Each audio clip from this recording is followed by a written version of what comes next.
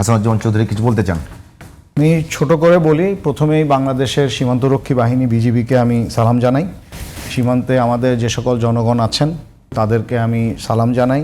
আমাদের আনসার বাহিনী তারা কিন্তু ইতিমধ্যেই ইউনিফর্ম পরে বিজিবির পাশে দাঁড়িয়ে গেছে, সবাই সীমান্ত রক্ষা করে যাচ্ছে। আমরা আমাদের দেশের সীমান্ত এবং দেশের যে ব্যালেন্স এটা অবশ্যই রক্ষা করব যেভাবে হোক, কিন্তু বিষয়টা হচ্ছে এটা হচ্ছে একটা ইনস্ট্যান্ট এখন হচ্ছে, এটা সুদূর প্রসারী পরিকল্পনা করা উচিত।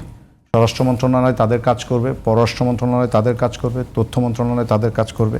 বিজিবির এখানে কিছু ছোট ছোট কাজ করার দরকার আছে, যেমন আমাদের একটা ব্যাটালিয়ানে মাত্র 850 জন লোক থাকে। প্রশাসনিক কার্যক্রম, অন্যান্য জায়গার কার্যক্রম, ছুটি, ট্রেনিং বাদ দিলে 500-550 লোক পায়। এই 550 লোক দিয়ে সবচেয়ে ছোট বর্ডার যেটা সেটা হচ্ছে 73 কিলোমিটার, আর সবচেয়ে বড় 115 কিলোমিটার পর্যন্ত আছে। একটা বিওপি 30 জন সর্বোচ্চ রাখতে পারে, কখনো কখনো 20-25 জন রাখে।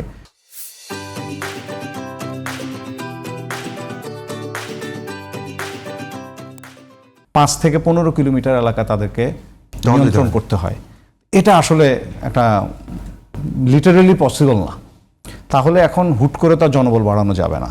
কি করা যায়? আমরা এই জায়গাগুলোতে পর্যাপ্ত আলোক ব্যবস্থা করতে পারি, যে ওই পাশ থেকে রাতের বেলা যে কোনো মুভমেন্ট দেখা যাবে। আমরা বর্ডার সার্ভেলেন্স র্যাডারের ব্যবস্থা করতে পারি, যে কোনো ধরনের মুভমেন্ট, যেখানে নদী সীমানা আছে সেখানে আমরা অ্যাকুইস্টিক র্যাডারের ব্যবস্থা করতে পারি। বিভিন্ন ধরনের সেন্সর এখন আছে, হিট সেন্সর, ইমেজারি সেন্সর আছে, এগুলো দিয়ে পৃথিবীর বিভিন্ন বর্ডারে আছে এগুলো। এই জায়গাগুলো যেখান দিয়ে আমার এই ধরনের থ্রেট আছে, পুশিনের বা স্মাগলিংয়ের দুটোই, সেখানে আমরা এই ইকুইপমেন্টগুলো ব্যবহার করে আমরা সেন্ট্রাল মনিটরিংয়ের মাধ্যমে, এখন এআই সিস্টেম এসেছে, কিছু একটা দ্রুত করা দরকার। বিজিবি এই কাজগুলো করলে, পররাষ্ট্র মন্ত্রণালয়, তথ্য মন্ত্রণালয়, স্বরাষ্ট্র মন্ত্রণালয় তাদের কাজটা করলে আমার মনে হয় এটা খুব কঠিন হবে না এই পুশিংটা বন্ধ করা।